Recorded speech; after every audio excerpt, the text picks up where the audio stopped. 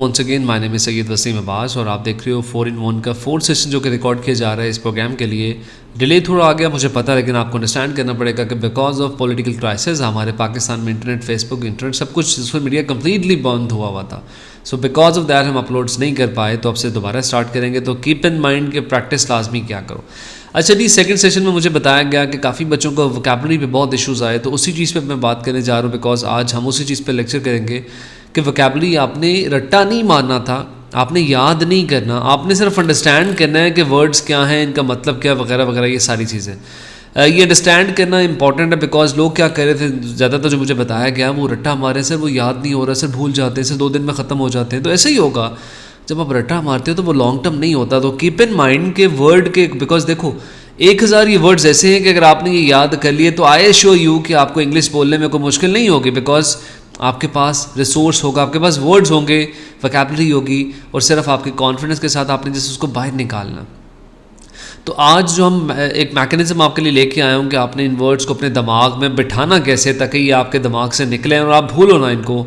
सो इसको अंडरस्टैंड करने के लिए गौर से सुनना, बिकॉज मैं हर वर्ड के साथ एक स्टोरी बाइंड करूँगा, अटैच करूँगा, ताकि आपको वो वर्ड जहन में बैठ जाए। और सेम यही प्रोसेस आपने अडॉप्ट करना है, बिकॉज ऐसा करोगे तो आप ही का फ़ायदा है। बिकॉज देखो, जब तक वर्ड की स्टोरी आपके माइंड में नहीं होगी, आपको पता नहीं होगा ये वर्ड कहाँ पे इस्तेमाल करना है। बहुत से लोग ये इंग्लिश सेंटेंसेस को, जो इसके जुमले बने हैं, उसको याद करें, सर ये बहुत मुश्किल है, समझ नहीं आ रही। तो डेफिनेटली यार आपके लिए मुश्किल होगी, लेकिन कोशिश आपने ये करना है कि इस वर्ड का बस उर्दू में एक आपने सेंटेंस बनाना है। That's what that you need to do. आपने सिर्फ ये करना है, आपने इंग्लिश में सेंटेंसेस अभी नहीं बनाने हैं।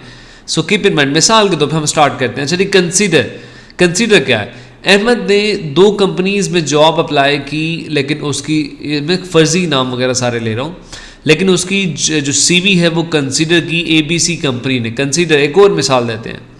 अच्छा जी, मिसाल के और एक और चीज़ इंपॉर्टेंट कि अगर मिसाल के तौर पे कोई वर्ड आपको समझ ना आए तो गूगल ट्रांसलेट सिंपली लिखो इंग्लिश टू उर्दू, आप लिखो, आपके पास अवेलेबल आ जाता है ये फ्री ऑफ कॉस्ट का टूल। जहाँ पे आप वर्ड लिखोगे आपके पास मतलब अवेलेबल आ जाएगा। और आपने इस वर्ड को स्पेल कैसे करना है, यहाँ पे स्पीकर का आइकॉन अवेलेबल आ जाता है। जब आप लिखते हो तो ऑटोमेटिकली आप उसको स्पेल भी कर सकते हो।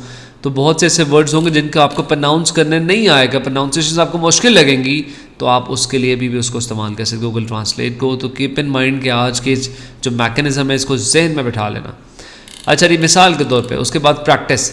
अच्छा जी, आपने प्रैक्टिस नहीं की, ये नाम लेके कहते हैं। अच्छा जी, आयशा ने प्रैक्टिस नहीं की, इसी वजह से वो UT लाहौर के टेस्ट में रह गई, नंबर नहीं ले सकी। अच्छा जी, एहसन ने इम्तिहान से पहले प्रैक्टिस नहीं की, जिसकी वजह से उसके मार्क्स अच्छे नहीं आए। दैट मीन्स आपने उसकी प्रैक्टिस आपके हाथ से गुजारा नहीं, आपने उसको बार बार रिविजन नहीं किया। अच्छा जी, अच्छा एक और चीज़ याद रखो कि मल्टीपल वर्ड्स के मल्टीपल मतलब, एक ही वर्ड के मल्टीपल मायने हो सकते हैं, लेकिन हम अभी उन मायने पे बात करेंगे जो ज़्यादा इस्तेमाल किए जाते हैं। अच्छा जी, कंसर्न। अच्छा जी, मिसाल के तौर पे कोसर का अपने बेटे, कोसर बेसिकली मैं मदर के तौर पे यूज़ कर रहा हूँ। कोसर का अपने बेटे के बारे में कंसर्न ये है कि वो यूनिवर्सिटी से कुछ हासिल नहीं कर रहा। ठीक है, एक और कंसर्न, एक और भी इसमें देख लेते हैं। मिसाल के तौर पे ऑफिस में HR का कंसर्न ये होता है कि एम्प्लॉयर सही से काम कर रहे हैं या नहीं, खदशात कह सकते हो।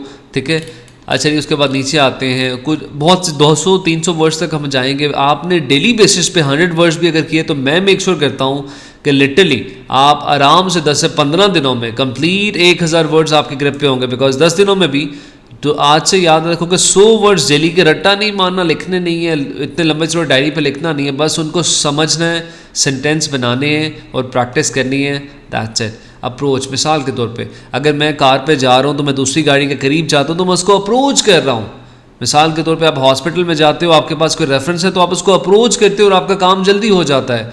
तो अप्रोच का मतलब क्या हुआ कि आप अपना टाइम, जो डिस्टेंस है उसको कम कर रहे हो। मिसाल के तौर पे अगर हम गाड़ियों की मिसाल लें तो वो car is approaching towards your car एक गाड़ी आपकी तरफ अप्रोच कर रही है। या मिसाल के तौर पे आप स्कूल में जाते हो, आपकी कोई अप्रोच है, आप किसी को जानते हो, आपका फ़ीस स्ट्रक्चर कम हो जाता है, तो अप्रोच को मल्टीपल मायनों में हम इस्तेमाल कर सकते हैं। एस्टैब्लिश्ड, मिसाल के तौर पे पंजाब यूनिवर्सिटी का डिपार्टमेंट ऑफ केमिस्ट्री जो है, क्योंकि केमिस्ट्री डिपार्टमेंट 2008 में इस्टेब्लिश हुआ है, वजूद में आया है, बनाया गया है, वगैरह वगैरह। तो इस तरह से हर जुमले के साथ you have to establish a reference नहीं लगाओगे तो फिर भूल जाओगे।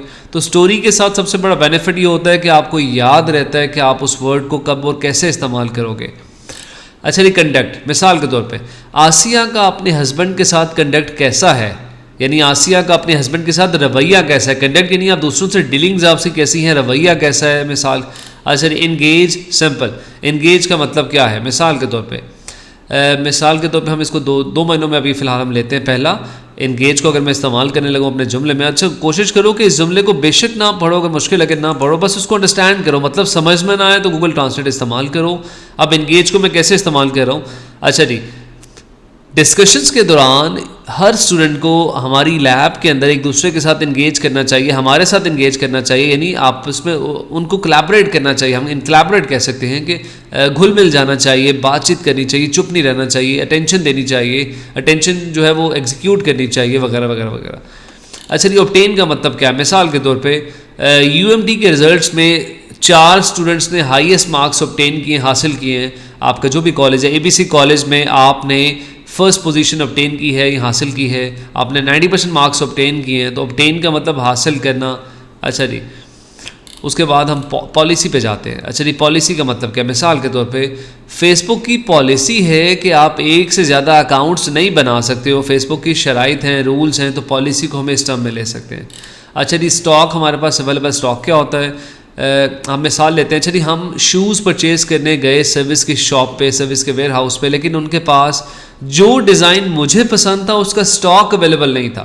इसकी एक और मिसाल लेते हैं कि KNS में बेसिकली हम चिकन परचेज़ करने गए, लेकिन हम उनके पास उस स्पेसिफिक आइटम का स्टॉक अवेलेबल नहीं था और हम वापस आ गए। तो स्टॉक इन्वेंट्री वेयर हाउस में आपके पास जो सामान अवेलेबल, मल्टीपल मतलब इसके अवेलेबल होते हैं। तो फिलहाल जो हम इस्तेमाल कर रहे हैं वो आपके वेयर हाउस में आपका जो स्टॉक है, आपका जो इन्वेंट्री है, जो मल्टीपल ज़्यादा तादाद में पड़ी है, उसको हम नॉर्मली स्टॉक में कह रहे हैं। जैसे मिसाल के तौर पे पैराडेमिक के दौरान लोगों ने अपने घरों में फूड आइटम्स को स्टॉक कर लिया, स्टोर कर लिया, ज़्यादा तादाद में रख लिया ताकि खुदा न खास्ता मसला आए तो वो इस्तेमाल कर सके। इसको पॉजिटिव और फ़नी मोड में भी कह सकते हैं कि जैसे ही पैराडेमिक आया लोगों ने बेतहाशा बाहर सैनिटाइजर्स को स्टॉक कर लिया और बाद में महंगे दामों फ़रोख्त किया, तो स्टॉक को ऐसे भी।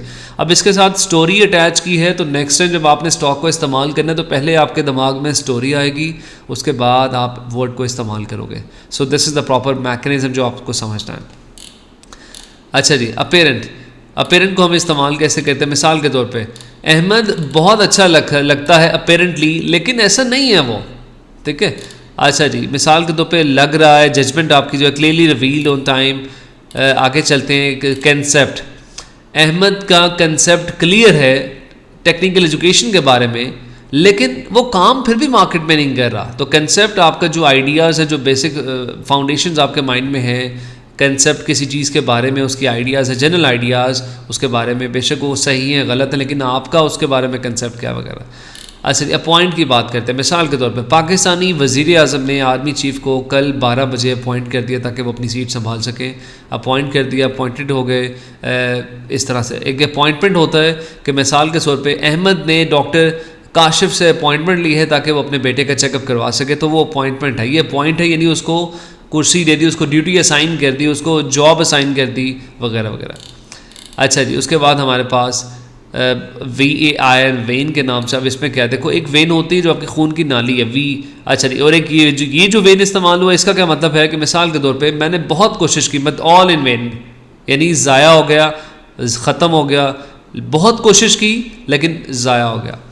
अच्छा जी उसके बाद हमारे पास, अच्छा जी बाज़ एक वर्ड के पहले भी बता चुका हूँ, बेतहाशा मतलब होते हैं, तो कीप इन माइंड कि हम उन वर्ड्स के मतलब को नॉर्मली लेंगे जो ज़्यादातर हम इस्तेमाल करते हैं। अच्छा जी कमीशन क्या है, मिसाल के तौर पे ज़मीन.com के सेल्स एजेंट ने 10 प्लॉट सेल किए और अब उसके ऊपर उसको कमीशन मिलेगा 20% पर सेल। तो कमीशन क्या है, वो परसेंटेज जो आपको मिलती है जब आप कोई डील्स करवाते हो, कोई चीज़ ऐसी करते हो, तो आपको कमीशन मिलती है। कमीशन रैंक भी होता है, मिसाल के तौर पे आर्मी में कमीशन रैंक आपको मिल गया, ये आपको मल्टीपल और भी इसमें आइटम्स निकाल सकते हो आप। अच्छा जी उसके बाद सर्कमस्टांसेस क्या हैं, अच्छा जी सर्कमस्टांसेस में हम ऐसे कहते हैं, अच्छा जी अदनान बहुत पढ़ने वाला लड़का था लेकिन अपने घरेलू सर्कमस्टांसेस की वजह से वो आगे नहीं पढ़ पाया, अपने घरेलू हालात की वजह से, कंडीशंस की वजह से वो नहीं कर पाया। तो सर्कमस्टांसेस आपके अतराफ़ में आपके जो हालात हैं वो किस तरह से इम्पैक्ट कर रहे हैं, हम इसको इस तरह से लेते हैं। अच्छा जी इफेक्ट हमारे पास ये ए वाला इफेक्ट लिखा है, इफेक्ट्स दो तरह से हमारे पास अवेलेबल आते हैं, ए वाला इफेक्ट और ई वाला इफेक्ट। मतलब क्या है, देखो जी ई वाला इफेक्ट क्या है, मिसाल के तौर पे कोरोना आया तो उसके आप पे इफेक्ट्स जो पड़े, असरात पड़े, वो ई वाला इफेक्ट है, ठीक है। जब असरात देखो, मिसाल के तौर पे जब बीमारी आती है तो उसके असरात पड़ते हैं, उसके सिम्टम्स आप में आते हैं, वो इफेक्ट्स ई वाला है, ठीक है, इफेक्ट EFFECT वाला है। लेकिन अगर उसकी वजह से आप उस वबा का शिकार हो जाए तो आप अफेक्टेड हो, ए से अफेक्ट है वो, ठीक है। तो ये डिफरेंस है दोनों में, ई लिखा नहीं, वो मैंने वैसे आपको बता दिया कि बीमारी का पहले इफेक्ट्स होते हैं, आपको फील होता है कि मुझे बुखार हो रहा है, मुझे जिस्म टूट रहा है वगैरह वगैरह वगैरह, तो वो ई से इफेक्ट है। लेकिन अगर आप उसका शिकार हो जाए तो आप अफेक्टेड हो, आप ए वाले इफेक्ट में चले जाते हो, ठीक हो गया जी। अच्छा, ये इंस्टीट्यूट सिंपली कोई भी अदारा हो वगैरह, और उसके बाद हमारे पास जनरेट है। मिसाल के तौर पे अहमद की जॉब ऐसी है कि वो मैक्सिमम 30,000 रुपये कॉल सेंटर से जनरेट कर सकता है। जनरेट निकालना, एग्जिस्टेंस में लेके आना, सिंपल। अच्छा जी, रेंज हम क्या कह सकते हैं, मिसाल के तौर पे आप गाड़ी की रेंज पे कह सकते हो। अच्छा जी, 660 सीसी गाड़ी का इंजन मैक्सिमम 120 की रेंज तक जा सकता है हाईवे पर या टॉप स्पीड पे, रेंज, सिंपल। उसके बाद हमारे पास अगर आपने एग्जैक्टली उर्दू मतलब देखना हो तो सिंपली मैंने बताया गूगल ट्रांसलेट पे जाओ, अभी लिखो, आपके पास अवेलेबल आ जाएगा। उसके बाद ग्रांट क्या होता है, अच्छा जी, ग्रांट आप ये कह सकते हो कि जी को परमिशन दी जा रही है। मिसाल के तौर पे आप छुट्टी अप्लाई करते हो, आपके स्कूल में आपको ग्रांट कर दी जाती है, इसका मतलब आपको परमिशन दे दी कि आप छुट्टी कर लो, तो ग्रांट लीव आपको छुट्टी की परमिशन दे दी है। ग्रांट एक और भी होता है, मिसाल के तौर पे आपकी गवर्नमेंट को ग्रांट मिली है टर्की की तरफ से कि वो पाकिस्तान में 100 ऐसे सेंटर्स बनाए जहाँ पे गरीबों की मदद की जा सके, तो ये भी ग्रांट है, ठीक है जी। उसके बाद हमारे पास कंट्रैक्ट क्या होता है, मिसाल के तौर पे ये एग्रीमेंट आप कह सकते हो कि मिसाल के तौर पे ABC कंपनी ने कंट्रैक्ट किया है XYZ के साथ कि वो उनके स्टाफ मेंबर्स उनके लिए काम करेंगे, फ्रीलांस करेंगे, तो एग्रीमेंट कर दिया, को बाइंडिंग कर दी कि जी जिसके वो लायबल है लॉ, यानी लीगली। अब वो कंट्रैक्ट करने के बाद आप लीगली लायबल हो कि आपने वो उनकी बात मानी है उस कंट्रैक्ट के अकॉर्डिंगली, जो भी कंट्रैक्ट आपने किया है, ठीक है जी। नॉर्मली जैसे एफिडेविट्स पाकिस्तान में होते हैं, आप सिंपली जाओ तो 50 का एफिडेविट ज्वाइन कर दो। और पाकिस्तान में तो खैर इस चीज़ की इतनी इंपॉर्टेंस नहीं है, टू बी ऑनेस्ट होकर बताऊं तो नहीं है, बिकॉज रिसेंटली आपने देखा होगा, मैं किसी पॉलिटिकल पार्टी की बात नहीं कर रहा हूँ, हमारे रिस्पेक्टेड नवाज शरीफ साहब 50 रुपये के एफिडेविट पे बाहर गए हैं, और उस एफिडेविट दिया किसने, हमारे रिस्पेक्टेड शहबाज शरीफ साहब जो कि वज़ीर आज़म हैं। और तो एफिडेविट की पाकिस्तान में टू बी ऑनेस्ट कोई इंपॉर्टेंस नहीं है, वो कोई भी बना सकता है, उसकी कोई लायबिलिटी नहीं होती है। दैट्स व्हाट आई थिंक, हो सकता है मैं गलत सोच रहा हूँ। अच्छा जी, उसके बाद हमारे पास इंसिस्ट है। मिसाल के तौर पे आयशा ने अपनी शादी के लिए अपने घर वालों को बहुत इंसिस्ट किया, जिसकी वजह से, ताकि या इसको पॉजिटिव मैनर में लो, शादी भी पॉजिटिव मैनर है डेफिनेटली, इसको हम ऐसे कह सकते हैं कि आयशा ने घर वालों को बहुत इंसिस्ट किया कि उसकी अभी शादी ना करें बिकॉज वो आगे पढ़ना चाहती है। तो इंसिस्ट जोर डाला, बहुत एम्फेसाइज किया, इंसिस्ट किया। अच्छा जी, आगे कन्विंसिंग मोड नॉर्मली हम इस्तेमाल करते हैं सेल्स डिपार्टमेंट की लैंग्वेज में। कन्विंस क्या होता है, मिसाल के तौर पे अभी इंग्लिश लर्निंग के लिए मैं आपको कन्विंस कर रहा हूँ, मैं आपको चाहता हूँ कि आप करो, आपको रियलाइज़ करवा रहा हूँ कि यार इसको ऐसे करना है, तो कन्विंसिंग मोड मिसाल के तौर पे सेल्स डिपार्टमेंट का काम होता है कि कन्विंसिंग लैंग्वेज इस्तेमाल करें ताकि वो हर लीड को सेल में कन्वर्ट करें। जब कस्टमर आपसे रब्ता करता है तो उसको लीड कहते हैं, जब आपसे रब्ता कर चुका होता है और उसके बाद उसको सेल नॉर्मली हम कहते हैं। अगर वो कस्टमर आपसे रब्ता करने के बाद कन्विंस हो गया और आपके प्रोडक्ट लेना चाहता है तो उसे हम कन्विंस में, इस पॉजिटिव मैनर में सेल में कन्वर्ट करें, तो कन्विंसिंग मोड बेसिकली हम उसको डॉक कहते हैं। अच्छा ये इंस्पायर, मिसाल के तौर पे हदीका का लहजा बहुत इंस्पायरिंग है, बहुत अच्छा है, जिससे लोग कुछ लेते हैं, कुछ हासिल करें, ऐसे बात करें जिससे कुछ लिया जाता है। इसको मैं दोबारा कहूँ कि इंस्पायर करना कायदे आज़म की ज़िंदगी से हमें बहुत इंस्पायरिंग है, हमें बहुत कुछ सीखने को मिलता है। अच्छा जी, उसके बाद हम फाइनेंशियल सिंपली जी माली मामलात से रिलेटेड फाइनेंशियल सेक्टर हम कह सकते हैं कि जैसे बैंकिंग सेक्टर वगैरह वगैरह वगैरह फर्निश करना क्या होता है। मिसाल के तौर पे लॉ के जो स्टूडेंट्स हैं, मिसाल के तौर पे अदालत कहती है कि जी ये मुलज़िम मैं बरी तब करूँगा, अदालत में जज कहता है ये मुलज़िम मैं तब बरी करूँगा जब तुम वकील तुम सबूत फर्निश करोगे, पेश करोगे, प्रोवाइड करोगे, जज के सामने रखोगे, तो इसे फर्निश करना कहते हैं। एक फर्निशिंग भी होता है, जैसे गवर्नमेंट फर्निचर्स हैं, जो आपके फर्नीचर्स वगैरह की दुकानें होती हैं, शॉप्स होती हैं, डेकोर रूम्स होते हैं, वहाँ पे वो डिफरेंट वो फर्नीचर्स हम कहेंगे। अब यहाँ पे जो फर्निश करना, इसको हम डेकोर के मायने में ले सकते हैं, लेकिन ज़्यादातर जो इस्तेमाल करते हैं वो क्या है कि फ़र्निश करने का मतलब घर को फर्निश पे कह सकते हो, घर को तज़ीन और आइश करना डिफरेंट चीज़ों को रखने के बाद। नॉर्मली हम जो इस्तेमाल करते हैं वो लॉ लैंग्वेज में करते हैं कि जी ये कोई भी किसी ऑफिस में, अच्छा जी तुम ये बात कर रहे हो, इसमें फ़र्निश करो, क्या सबूत है तुम्हारे पास। अच्छा जी, उसके बाद हमारे पास जो अवेलेबल है, मिसाल के तौर पे अंडरटेक करना, अंडरटेकिंग भी होता है कि मिसाल के तौर पे अदालत में बयान हल्फी जमा करवाना कि जी मैं ये जमा करवाता हूँ कि ये बंदा ऐसे ही करेगा। मेजॉरिटी अक्सरियत माइनॉरिटी अकलियत, जैसे मिसाल के तौर पे पाकिस्तान में मेजॉरिटी लोग मुस्लिम हैं अगर मैं कास्ट के हवाले से बात करूं, और माइनॉरिटीज़ जो हैं वो बेसिकली गैर मुस्लिम है, जिसमें कोई भी हो सकता है, हिंदू, गैर मुस्लिम, क्रिश्चियंस हैं, ईसाई हैं, सिख हैं, सारे हमारे भाई। वी लव एवरीवन बिकॉज अच्छा जी ये हो गया। उसके बाद आगे चलते हैं, हमारे पास जो है बेसिकली हम्बल। अच्छा जी हम्बल को हम कैसे ले सकते हैं, जैसे मिसाल के तौर पे हम नाम लेते हैं जी सोमिया इज़ वेरी हम्बल बिकॉज वो सोमिया बहुत हम्बल हैं, बहुत आराम से बात करती हैं, बात सुनती भी हैं, उनके अंदर मॉडेस्टी बहुत ज़्यादा है, एरोगेंट नहीं है, बात करने सलीके से बात करती हैं, प्यार से बात करती हैं। क्योंकि उनके अंदर हम्बलनेस बहुत ज़्यादा है।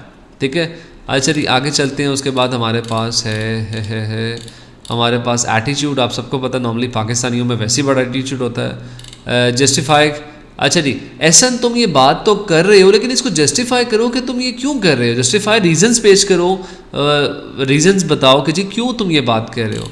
अच्छा जी मैरिड, आप सबको पता क्या है जिसका पाकिस्तान में सत्यानाश किया जाता है। मैरिड नॉर्मली मिसाल के तौर पे यूईटी लाहौर में आपने अप्लाई किया लेकिन मैरिड लिस्ट पे आपका नहीं नाम आया बिकॉज आप उसके अहल नहीं थे, हालांकि आजकल तो सबका खैर आ जाता है, वहाँ पे कोई मसला नहीं है।